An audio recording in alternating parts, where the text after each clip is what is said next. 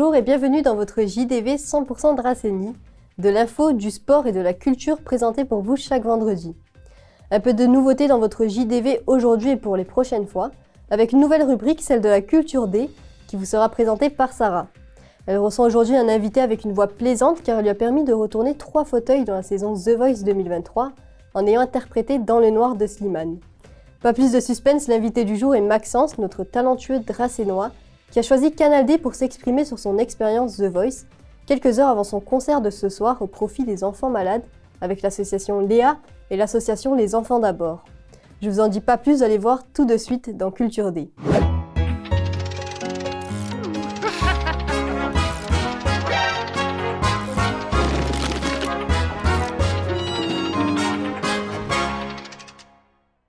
Maxence, bonjour. Bonjour. Merci d'être venu et tu inaugures en fait cette nouvelle émission qui s'appelle Culture D. Ok, Voilà. enchanté du coup et merci beaucoup. Merci à toi. Est-ce que tu peux, pour ceux qui connaissent plutôt ton visage et ta voix, nous raconter un petit peu tes débuts et ton parcours déjà très impressionnant dans la musique?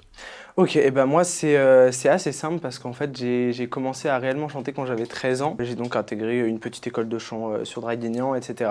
J'ai fait mes toutes premières scènes au théâtre de l'Esplanade, à la salle L'Oiseau Lyre aux Arcs-sur-Argence. Tout ça c'est mené un petit peu petit à petit. Par la suite de ça, j'ai commencé à faire pas mal de concours de chant, principalement du coup dans la région. Et petit à petit, ça monte et jusqu'à arriver du coup en 2017 où j'ai été contacté pour faire les castings de la saison 5 de The Voice Kids. J'ai fait tous mes petits castings, etc. C'était plutôt bien passé. J'étais pas passé à la dernière étape. Mais du coup, ce fut une expérience fort enrichissante. Et par la suite de ça, j'ai décidé du coup d'intégrer le studio des artistes, l'école de chant qui m'a un petit peu tout appris au jour d'aujourd'hui avec Fanny Giraud, du coup la prof de chant, et Delphine Donadi, la prof de théâtre et de développement personnel. Et à la suite de cela, j'ai continué, j'ai enchaîné les scènes. J'ai commencé à diversifier un petit peu tout ça. Donc je me suis produit dans des restaurants, dans la rue à Draguignan, notamment pour les fêtes de la musique, plusieurs événements, etc.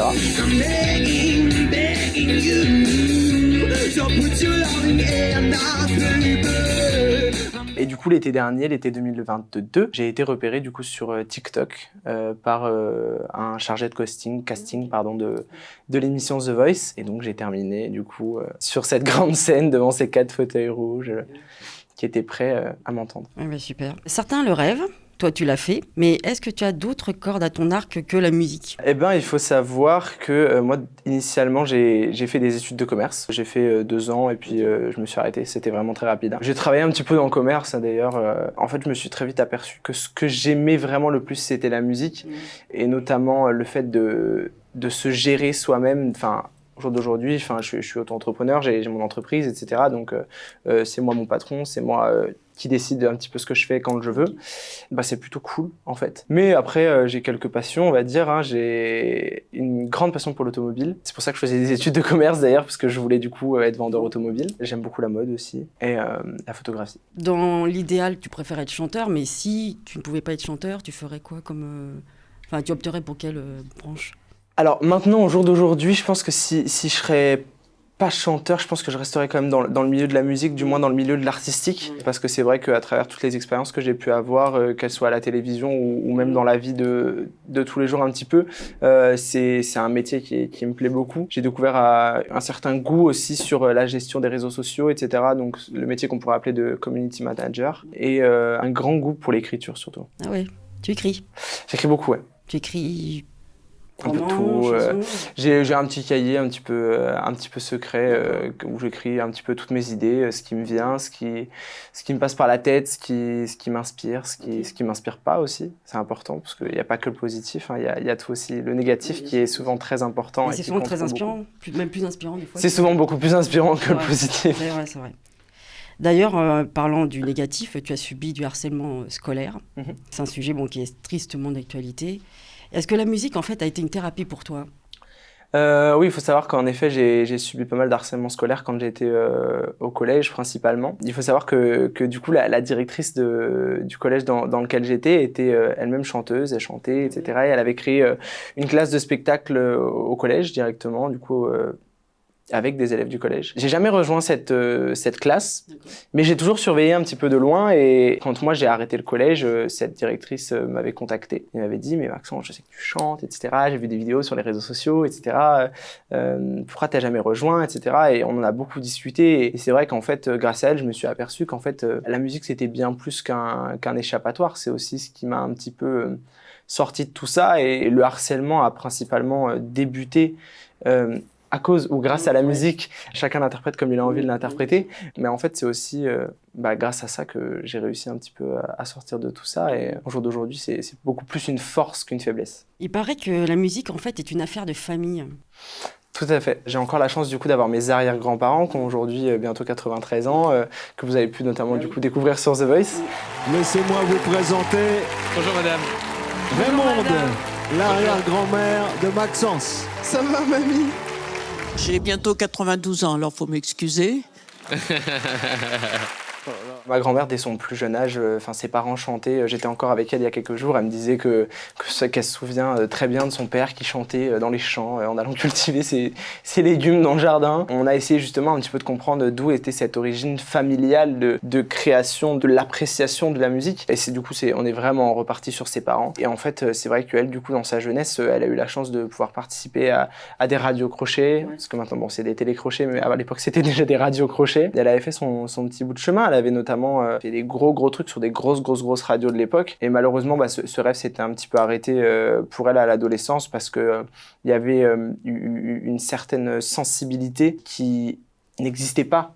À cette époque-là, il y avait un goût du risque qui était beaucoup moins important que celui d'aujourd'hui. Les jeunes étaient beaucoup moins surveillés, étaient beaucoup moins protégés dans ce style de radio crochet, je veux dire. Et du coup, ses parents l'avaient un petit peu interdit de continuer là-dedans. Et ça a arrêté, elle a continué de chanter à la maison, mais... C'est un petit peu un rêve brisé, quoi. C'était un petit peu un rêve brisé, tout à fait. Et il se trouve qu'elle a transmis un petit peu cette passion à toute la famille. Des souvenirs que j'en ai, ma grand-mère a toujours chanté. Ma maman, à la maison, elle chante tout le temps, etc. Et j'ai un petit peu, comme elle aime dire, attraper ce petit truc qu'elle avait en elle et essayer d'en faire un métier. Oui, c'est beau ça. Alors en fait, quelles sont tes influences musicales avec qui tu aimerais travailler ou tu rêverais de travailler en fait?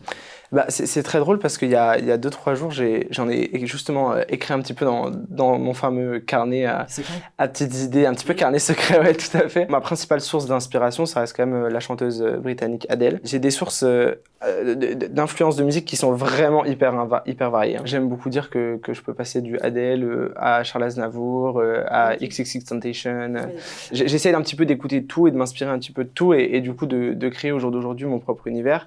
Mais pour venir à ta question, si je devais citer, on va dire 4 artistes de référence, je dirais Adele, Sam Smith, Eddie De Pretto et Iseult. D'accord. Et donc, tu aimerais, dans l'idéal, travailler avec toutes ces personnes? Ouais.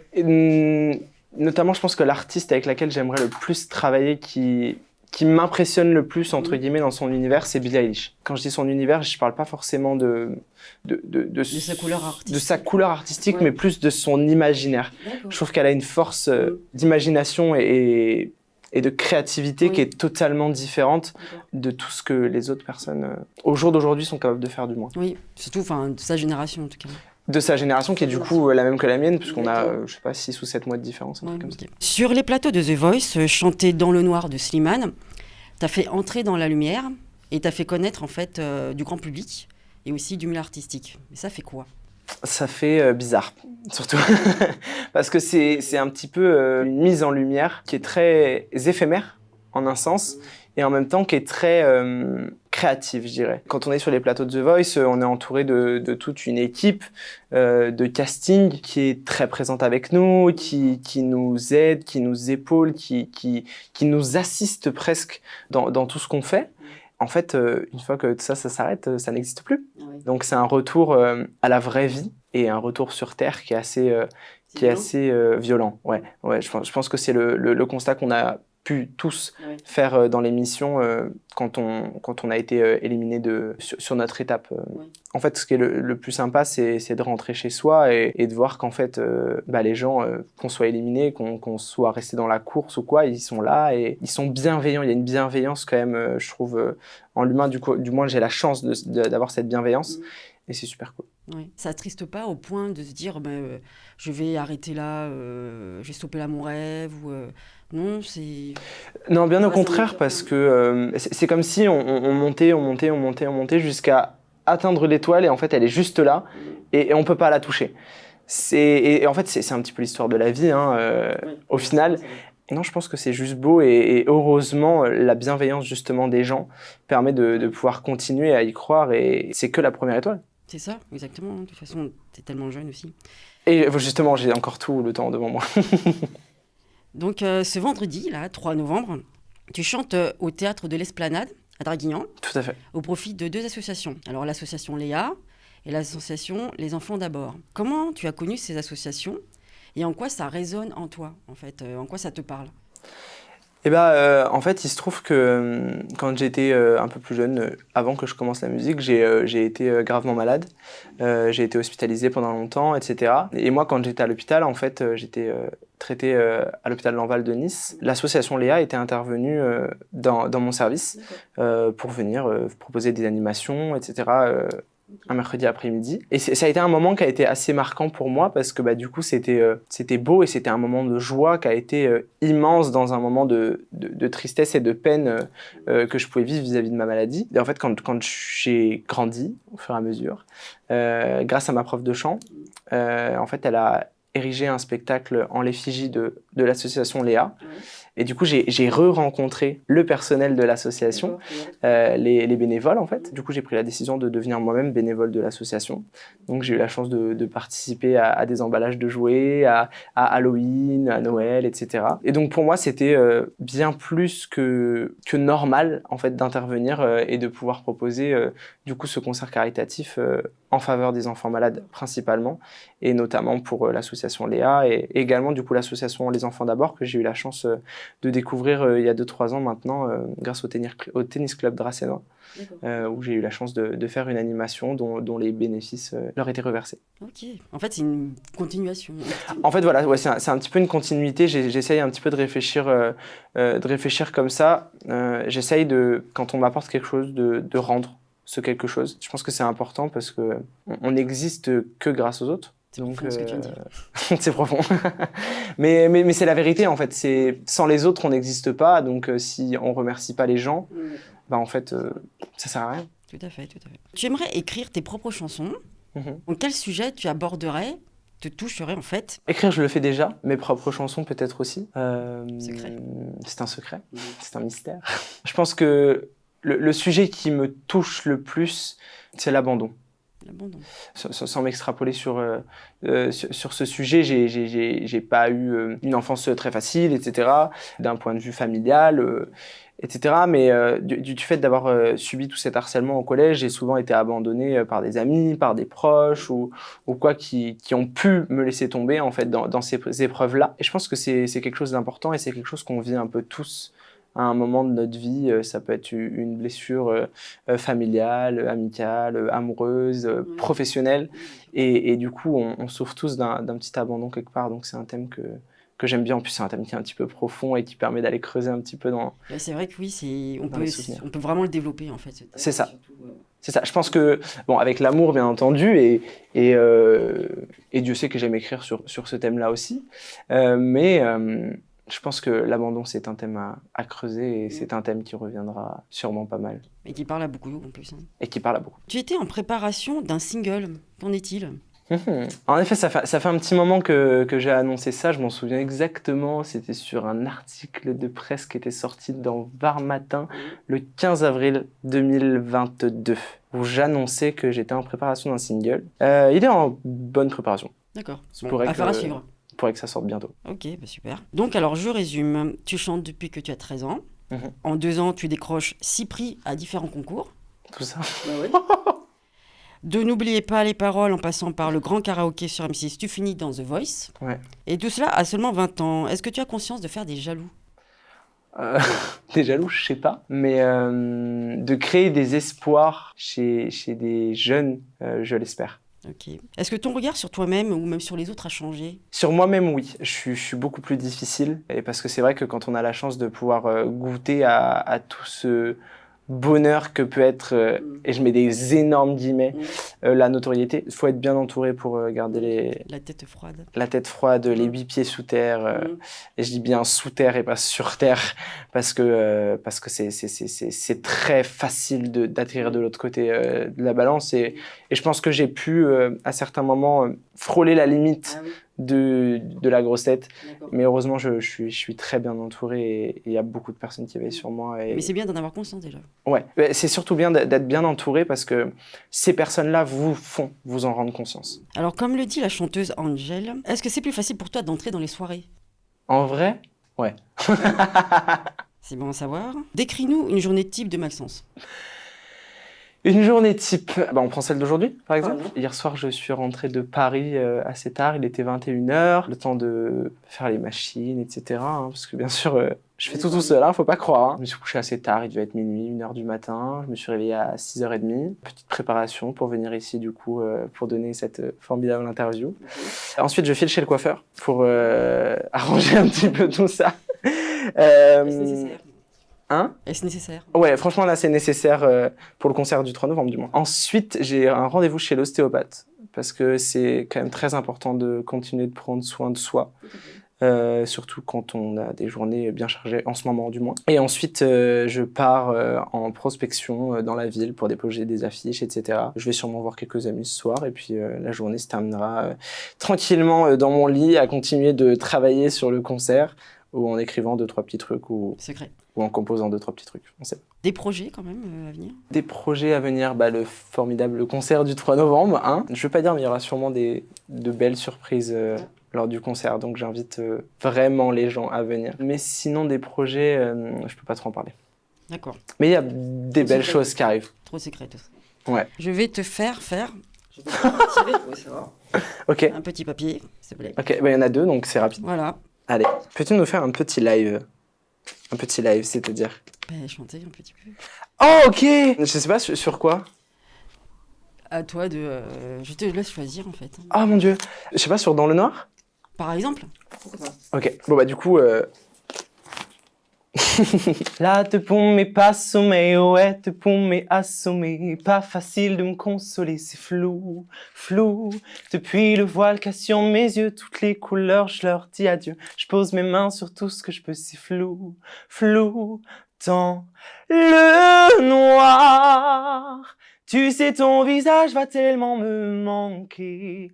Dans le noir, je n'aurai peur de rien si ce n'est l'oublier. C'est trop tard, je sais, je dois m'habituer à fond. Le noir, laisse-moi le temps de bien te regarder. Bravo, merci. Merci à toi. Et je suis une grosse tricheuse parce que de toute façon, le deuxième papier, c'était la même chose. Ah, en fait, on m'a berné. Ok. Voilà. Bon, voilà. Au Ouais, moins, merci à je toi. vous ai fait un petit live. On te retrouve vendredi 3 novembre Tout à fait. à 20h au théâtre de Exactement. l'Esplanade à Au théâtre de Draguignan. l'Esplanade à Draguignan. Et Ouais, super. c'est 7 € l'entrée. C'est pour, du coup, l'association Léa et l'association Les Enfants d'abord. Et c'est une belle cause. C'est important de les soutenir. Merci à toi. Et, Rendez-vous bientôt. vendredi. voilà, rendez-vous vendredi. Voilà, on va dire ça comme ça. Merci à notre invité Maxence et à Sarah pour cette rubrique. Allez, à présent, voici les titres de ce jour. Le chef Papou Mundia Kepanga était présent à Draguignan ce samedi 28 octobre. Le musée du Solex à Bargemont, le créateur Stéphane Abad nous a ouvert ses portes pour nous expliquer l'origine de sa passion. Ce samedi 28 octobre, nos reporters et les Dracénois sont allés à la rencontre d'un homme venu de l'autre bout du monde. Le chef Papou Mundia Kepanga était de passage à Draguignan pour nous rappeler l'importance de défendre la nature et plus particulièrement les arbres de notre planète. Avant d'assister à la projection de son film au théâtre de la ville et d'échanger avec le public, le chef Papou Mundia Kepanga a planté un arbre, et oui, un de plus, au jardin d'Anglès. Un reportage de Maureen Lannes et Nicolas Natalini.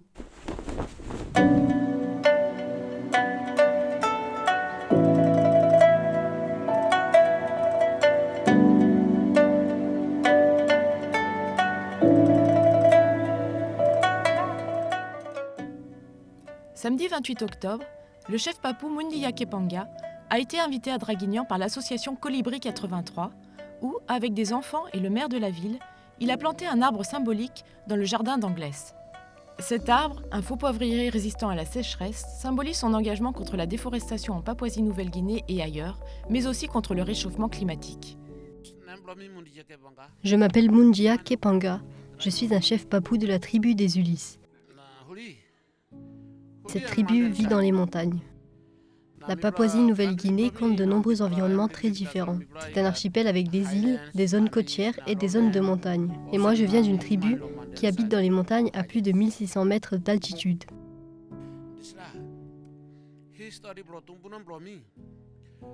Dans ma tribu, la tribu des Ulysses, on considère que les hommes sont les frères des arbres. Si tous les arbres disparaissent, les hommes disparaîtront à leur tour. C'est très important pour nous de prendre soin de la forêt. Vous savez, les parures que je porte viennent de la forêt. La forêt est un environnement essentiel à notre survie. Nous sommes initiés dans la forêt. J'ai été éduquée à l'école de la forêt, donc c'est pour cette raison que je souhaite partager ce message tout simple qui vient de mes ancêtres sur l'importance des forêts primaires et de la nature en général si nous voulons continuer à vivre sur cette planète.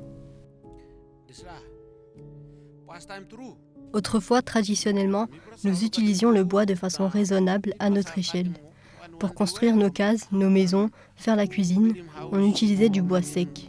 Mais avec l'influence de la modernité, des Occidentaux, des machines, des tronçonneuses, des bulldozers, et puis l'ouverture du marché international et la mondialisation, des sociétés étrangères, essentiellement asiatiques, sont venues pour exploiter notre bois, le vendre, et donc il y a eu une dégradation très importante des forêts primaires de mon pays, en particulier dans les régions côtières.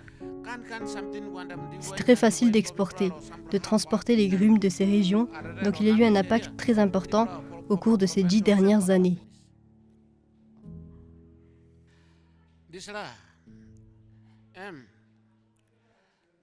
En 2015, j'ai été invitée à la COP 21, la grande réunion de tous les chefs du monde autour du réchauffement climatique. J'ai été invitée à prendre la parole pour témoigner sur le problème du réchauffement climatique, et c'est à ce moment-là que j'ai pris conscience du phénomène du réchauffement climatique et que j'ai décidé de partager cette sagesse de mes ancêtres qui nous invitent à prendre soin des arbres et de la forêt. À l'occasion de la COP 21, je me suis rendu compte que les chefs du monde parlent beaucoup, mais moi j'ai eu envie d'agir concrètement. C'est pour cette raison que j'ai eu envie de réaliser ce film « Frères des arbres » pour la chaîne Arte. C'est très important pour moi de partager ce message de protection de l'environnement pour inviter tout le monde à agir localement, à agir sur ses terres, en France, dans son village, sa ville. Je pense qu'il est très important que chacun d'entre nous agisse localement. Je dois vous dire que mon film « Frères des arbres » a été mon premier film sur la forêt primaire. Mais récemment, j'ai réalisé un nouveau film pour la chaîne Arte, un film qui s'appelle « Gardien de la forêt » et qui sera diffusé le 9 décembre.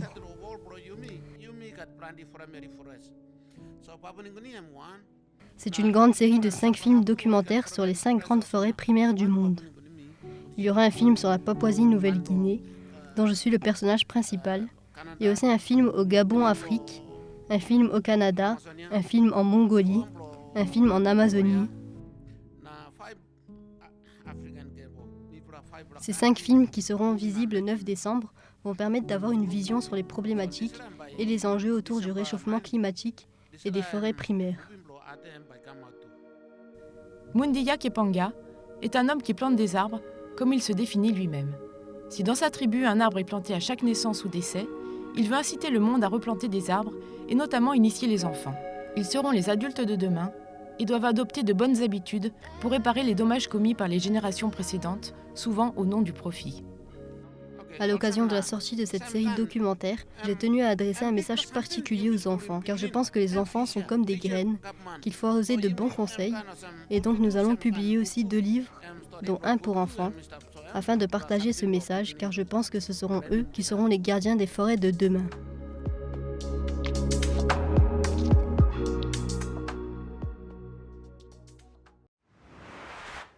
Allez, à présent, souvenez-vous du vélo Solex, cet engin qui faisait beaucoup de bruit et qui était plutôt lent. Eh bien, il est à redécouvrir dans un musée qui a ouvert ses portes récemment à Bargemont. C'est un véhicule hybride entre le vélo et la mobilette, qui avait un moteur placé sur la roue avant et qui ne dépassait pas les 30 km/h. Stéphane Abad, passionné et créateur du musée Solex, a accueilli nos reporters pour leur faire découvrir l'origine de sa passion pour les collections de Solex. Un reportage de Sarah Catherine et Sylvain Rosadini.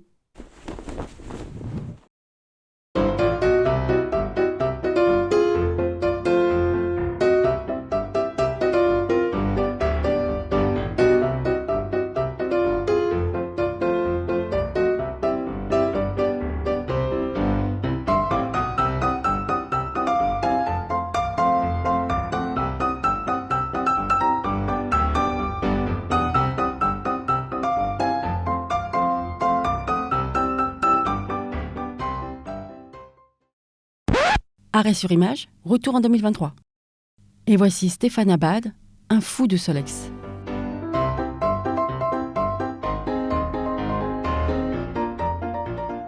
Pour les plus aguerris, le Solex est un cyclomoteur français d'après-guerre, surnommé la bicyclette qui roule toute seule. Il s'en est produit 7 millions d'exemplaires et parmi eux, 60 modèles ont la chance d'être exposés au musée Les Sols Barges de Steph à Bargemont. Pour monter ma collection, en fait, à force d'être connu dans le milieu du Solex, ça se passe entre nous, entre collectionneurs, quoi. En fait, un tel me dit « j'ai ce modèle en double, donc j'achète », ou par des réparateurs de Solex que je connais sur toute la France, qui me disent « j'ai un client qui voudrait se séparer de tel modèle ».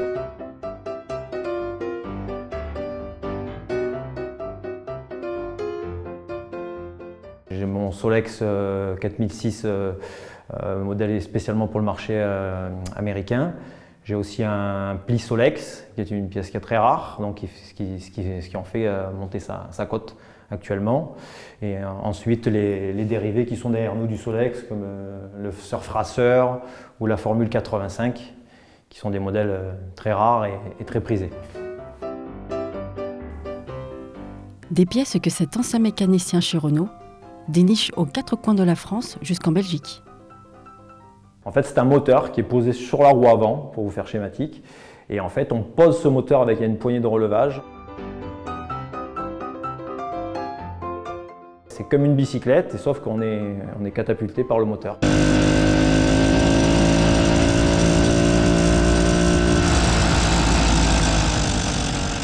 Reconnaissable à son bruit de tondeuse à gazon, il carbure à la Solexine, un mélange d'essence sans plomb 98 et d'huile minérale, à la vitesse de pointe de 40 km/h. Le Solex se fait entendre sur les 5 continents. Le cinéma lui déroule le tapis rouge.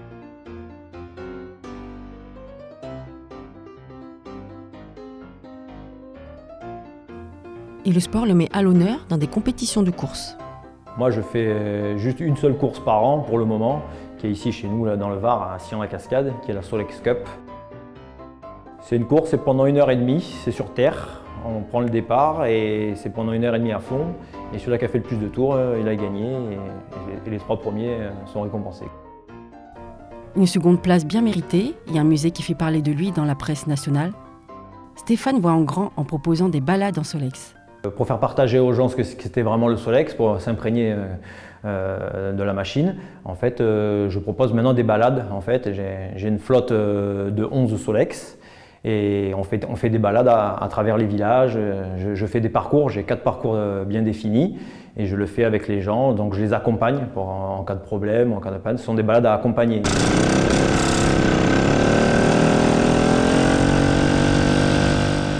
La vitesse du Solex, tu découvres les paysages ou plein de choses que quand tu passes en voiture tu ne vois pas par le bord de la route. C'est un petit peu le temps de vivre, quoi. Une expérience d'une autre époque qui pourrait bien faire de vous un nouveau fou de Solex.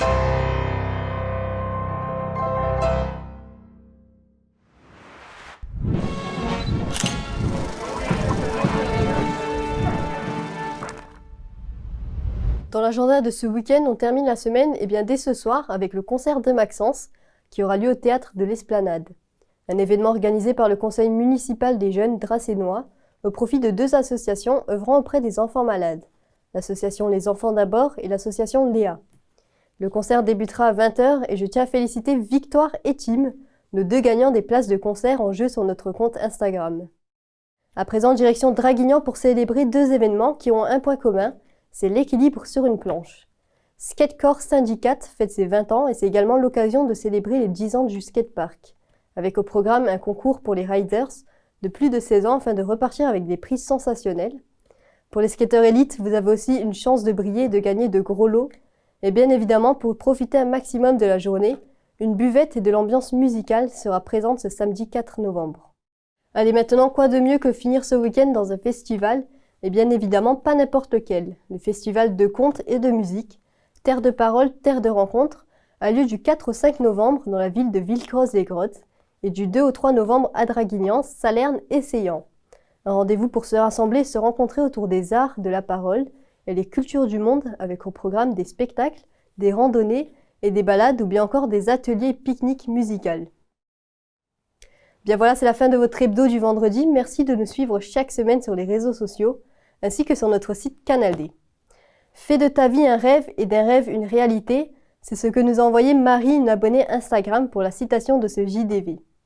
Je vous souhaite un bon week-end, on se retrouve vendredi prochain.